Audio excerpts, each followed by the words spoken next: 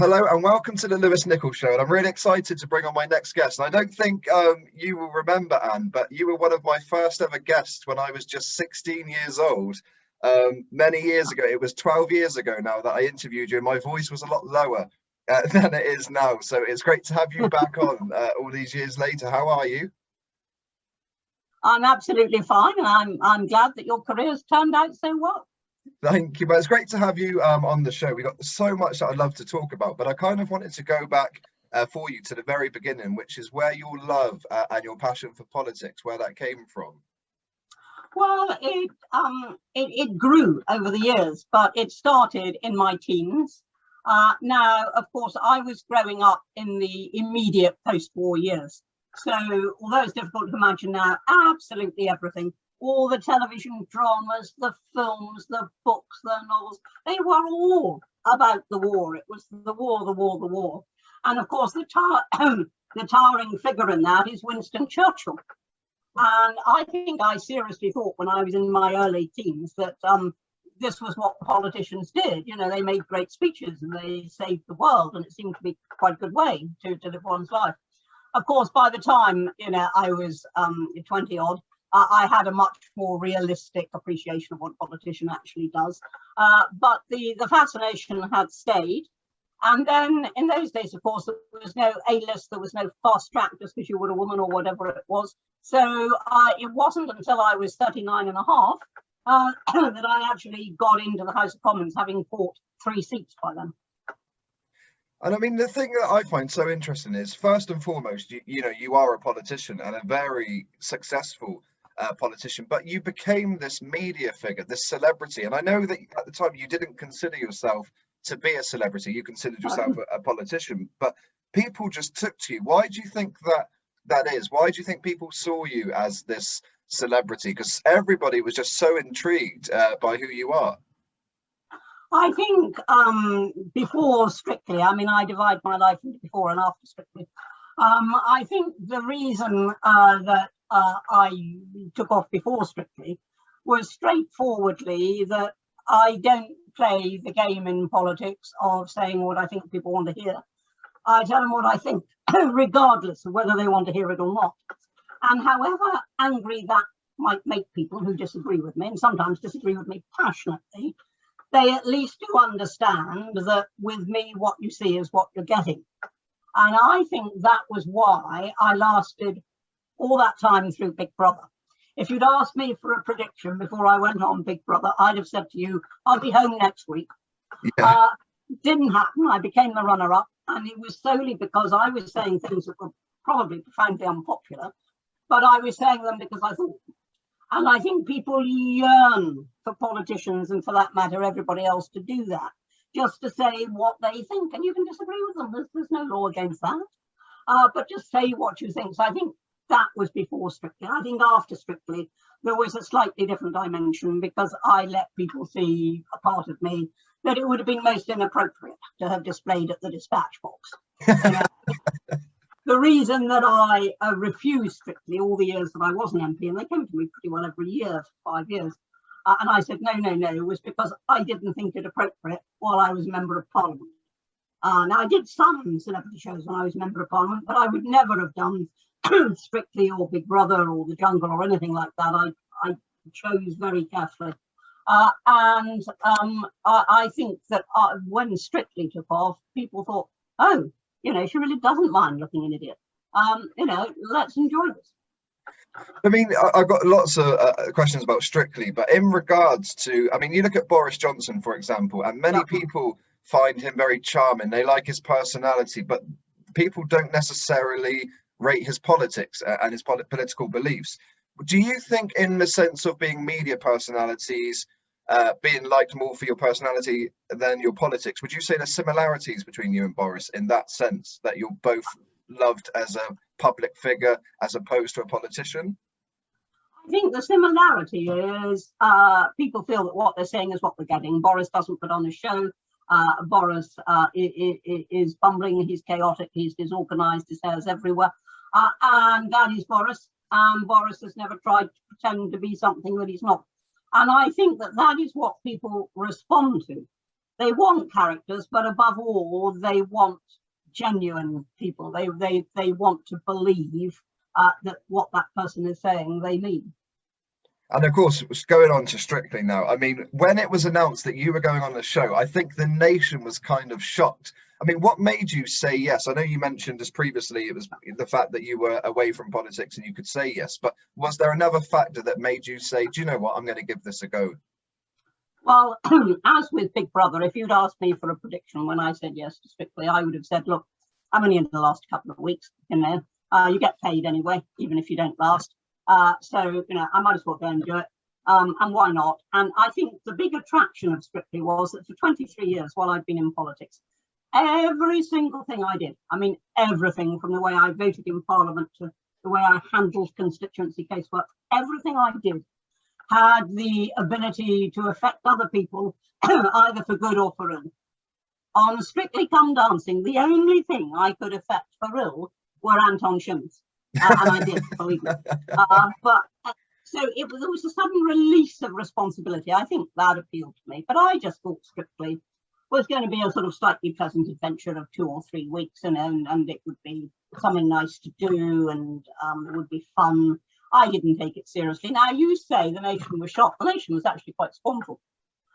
If you look at the press coverage while I was doing Strictly, people were saying, and commentators were saying, it's inappropriate, it's humiliating, you know, why is she doing this? And by the time Ed Balls did it a few years later, there was none of that. So in a way, I had blazed a trail.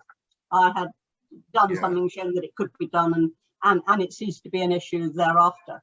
I think it took a lot of people time to realize that I was having fun and that it didn't matter, and you know, that it just was a fun thing to do. I mean, you could not have been partnered with anyone more suited and better than Anton de Beck. You were just this magical chemistry. You had this relationship that was just fantastic, that you got on so well. You saw the funny side, you had a laugh. What was he like to work with? Because he got you doing some crazy he did on the show. Anton, what you see is what you get. You know, I mean, the opposite is true of Craig. Craig is a very severe judge. He has to play the hard man. He's Mr. Nasty. That's all an act. In private, he's very, very pleasant and funny and kind and all the rest of it. But with Anton, what you see is what you actually get. So people say, is Anton as nice as he seems? And the answer is yes. It is his downfall, of course, because he's always partnered with the duffers for that reason. And only very occasionally does he get somebody that he's got a real chance of the glitter ball with. Most of the time, you've got the idiots. But he's very, very good with the idiots. The instant he realised that I was up for almost anything, you know, I laid down certain criteria to the programme when I went on. As soon as he realised I was up for almost anything, we just devised crazier and crazier routines. When we did Ballroom, we batted it more or less straight because Anton, as he always put it, he had hold of me, he could guide me, he knew what he was doing. But when it came to the Latin dances, he used to say, from the moment he let me go, he had no idea what would have happened by the time I came back, if indeed I did come back, and if he managed to find me in the right place at the right time. So we turned the Latin into comedy, because I could not be relied upon to do the right thing if Anton wasn't actually sort of pushing and pulling. And it was through his stomach. I mean, it was like a ventriloquist. You say, left, left, left. It was absolutely great to watch. And one thing to this day that I still watch, there's a YouTube compilation of you and Craig. And we all know Craig, as you said, is this kind of tough judge. He would say these comments and nobody dare respond. And then he met Ann Widdecombe and you would give it back week in week. And it was when you would get him to smile And Yes, you could get through those cracks. And I know that you have a great friendship away from the show. You know, you've done yeah, shows together. He's you got do. a lot of love for you. But that must have been fun for you to be able to give it back, to have the confidence to, because you're very quick-witted and you could bring those comments very quickly. Well, I think the judges are very excited because it was the first time they'd ever had a politician on the show. And so they knew they could be as rude to me as they liked, because, you know, I had 23 years experience of dealing with rudeness. And I wouldn't produce the usual Strictly response, which was to burst into tears and talk about my journey. No, I'd just be rude back. And they tested that to destruction. And they called me a Dalek in drag, a dancing hippo, the Ark Royal. And of course, with the Ark Royal, it was wonderful, because that was the insult they threw at me one week, and a fortnight later, the ship was decommissioned. You know, we were able to make fun of that as well. So, yeah, that play with the judges, we all enjoyed, because from their point of view, it was an unusual one. I think for me, when watching you on the show, it was one of those first times that the public, we loved seeing you have fun. You kind of knew that, okay, I'm not the best dancer by any means on the show, but you went with it, you had fun, you entertained us week in, week out. And we as the public got behind you. We voted you week in, week. We wanted to see more. Was that a nice feeling for you to have the public get behind you and want to see you perform every week? I think the reason initially that the public started voting for me was it was complete shambles. Everything I did was a shambles. They just wanted to see me make a fool of myself. And I think it took them a while to realize I was enjoying it as much as they were. And, you know, I can remember one or two commentators writing in the press that, oh, didn't I realize that people were laughing at me? Well, of course I damn well realized that was the whole point of what we were doing. So it was huge fun. And I think the public just wanted to see, they couldn't believe what was going to happen. I mean, the time that Anton twirled me round, you know, and then dragged me across the floor, people just loved it. They just loved it. I mean, they loved the spectacle. And the fact remains is that if I had been trim and slim and tall and a brilliant dancer, there wouldn't have been anything like that feeling. And it's become one of the most defining moments and contestants on the show. You think hundreds of people have taken part, but you could say to anybody that watches the show, name somebody that stands out on Strictly, and your name will be at the top of the list every single time. It really would. Yes, Anton says that when he does his theatre shows. He says, you know, when it comes to question time, he's always asked about Ann Widdecombe, always. You mentioned before that it was one of the first times us as the public got to see a different side to you, but a lot of people saw a different side to you when we watched Louis Theroux, and he had the documentary when Louis met Anne. Now, I'm a massive Louis fan. Now, what were your thoughts on that documentary? Were you happy with the result? Because I know that watching it back, he can be quite pushy and try and break those barriers that sometimes the respect's broken. You know, you would ask something and he would still try and do it. So were you happy with the finished product? I was fairly happy with the finished product. We did have a huge dust up in the middle of it. And this is an interesting one. My mother had said to me, you know, because he was in the house. I mean, for 2 long months, I had this wretched fly on the wall, you know, and he was in the house virtually every day. And my mother said to me right at the start, she said, I don't want him to interview me unless you, Anne, are with me. That's what she said. And I said, okay, I promise, you know, he won't ever spring an interview on you. And I laid that down. I laid that down at the beginning. And I said, if you talk to my mother, that's fine, but you do it in my presence. And she felt protected that way.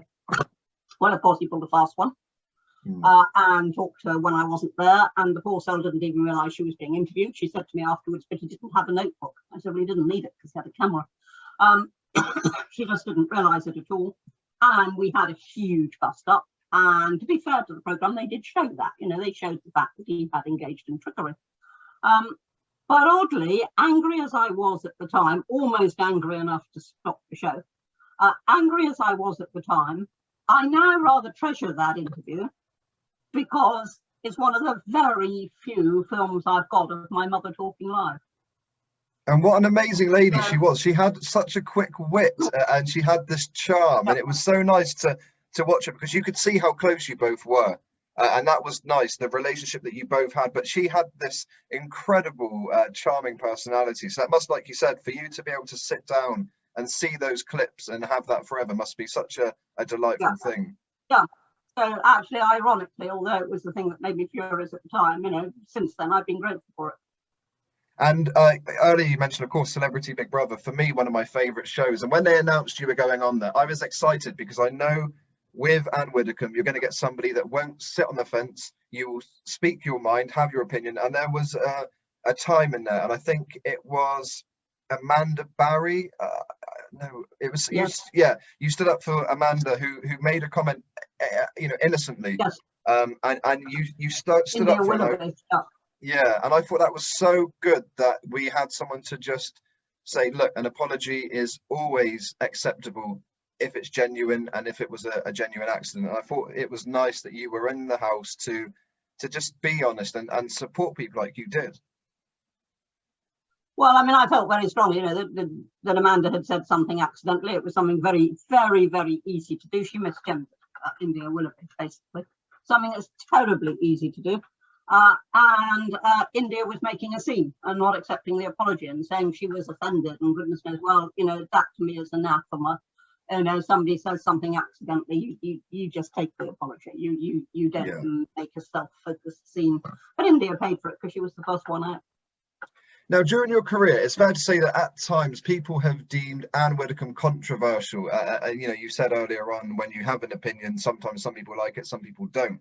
And through the years, there's been some controversy where people have accused you of, say, being homophobic just because of a comment the press will take and edit the way that they want to. Now, I know that you have a lot of gay friends. You don't strike me as somebody that's homophobic. So what are your comments in regards to that? Because it follows you around all the time if you make some kind of comment.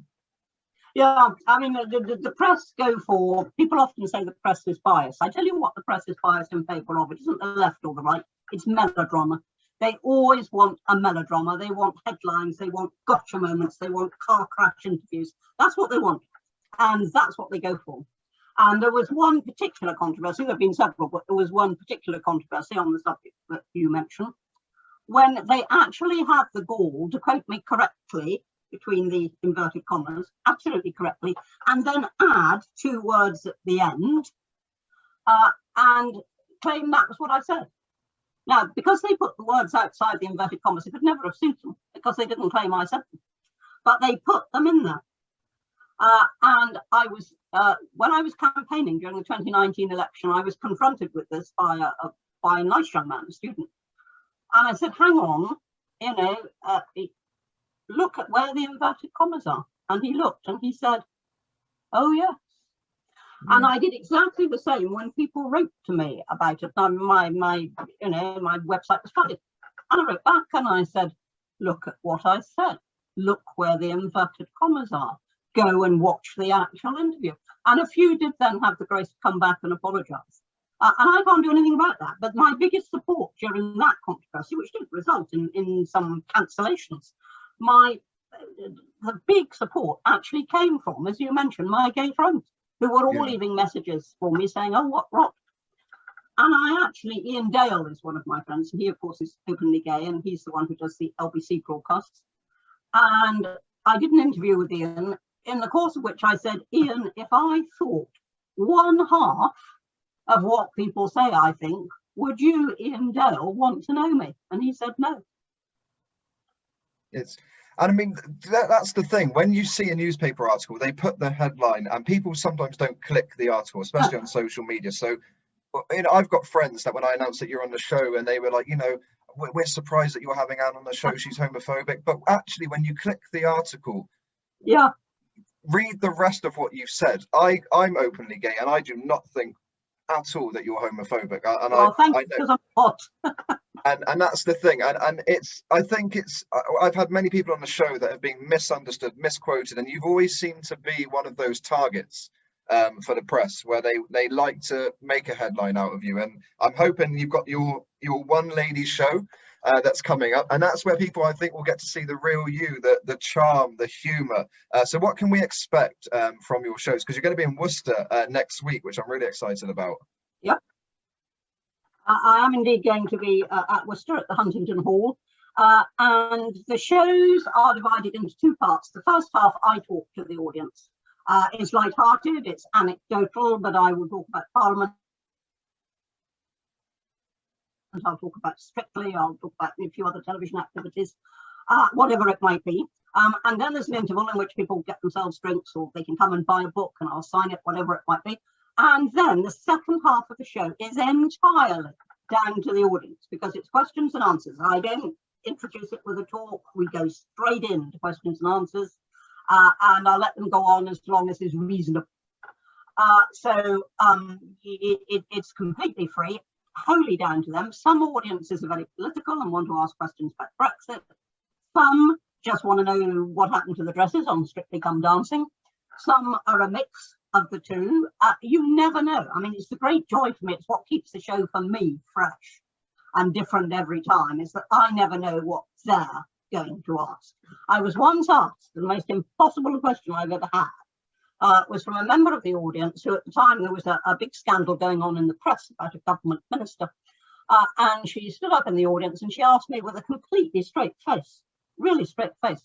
She said, "Please, could you explain to us here tonight why anybody would want to have an affair with John Prescott?" And you know, I still don't know the answer to that question. Oh wow, that's completely different. That would catch you off guard. One thing I wanted to quickly ask you: when you entered politics many years ago, did you ever expect that all these years later that you'd be doing these shows where people come to see you, to hear about your life, to ask you questions? Because these shows that you do, An Evening with Ann Widdecombe, are hugely popular. I think the answer is no. I wouldn't have foreseen that. I knew what I wanted to do. I wanted to go into politics. I wanted to write books. I've done both those things. I had no idea of this other career that was waiting there for me. Just no idea at all. It's like a lot of things in this life. It just happened. And I found that I was enjoying it tremendously. And in fact, it was Ian Dale who first put me on to this theatre route. When he and I he used to interview me, we used to do this show together and took it around the country, and we were very sensible. We began in a very small way in somewhere like Margate or Ramsgate, very, very small way. You know, we didn't exactly hire the Philharmonic Hall or something. And we just went to see whether this was going to expand, or, you know, how it would work out. And of course, sometimes you've got audiences of 500 and sometimes you've got audiences of 15. You just do the same show exactly the same each time. Well, I mean, it's not just Worcester. I mean, on the 29th of July, you are in Huntingdon Hall, so it's very local to us here. But for people watching, we've got the links in the video now, so you can click to buy your tickets. But you're also in Workington, Barrow, Burton. So there's dates to suit everybody over the next week. And you've got some dates in 2022, I believe, as well. Yes, I can't give you a rundown as to what they are at the moment, but my agent works very, very hard. And as I say, because I haven't done these shows for some time, not only because of lockdown, but because for the year before that, I was in the European Parliament. So we decided we'd better start again quite gently. So we're starting with this mini tour of 4 shows. And then next year, I hope it will all take off again and I'll be doing loads of them. Well, Anne, honestly, it's been an absolute pleasure to have you back. And it's great to actually get the chance to interview you without, because I've seen some interviews where people get you on to grill you or ask questions to try and get a reaction, but to actually to just celebrate your career so far and hear so many great stories. And I know there's going to be many more on the show next week. So thank you so much for coming on today and giving me your time. Thank you. Thank you.